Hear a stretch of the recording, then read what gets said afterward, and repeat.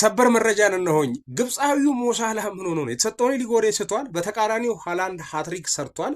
ሊቨርፑል በማንቸስተር ሲቲ በከፍተኛ ውጤት እንግዲህ ሽንፈትን ተቀብሏል ሙሉ መረጃውን ላደርሳችሁ እስኪ ቤቱን ፎሎ አድርጉ ሃላንድ ሃትሪክ በሰራበት ጨዋታ ማንቸስተር ሲቲ ሊቨርፑልን በማሸነፍ ለግማሽ ፍጻሜ ደረሰ በእንግሊዝ ኤፍኤ ዋንጫ ሩብ ፍጻሜ ማለት ነው ማንቸስተር ሲቲ ሊቨርፑልን 4-0 አሸነፈ በኢቲአር በተደረገው ጨዋታ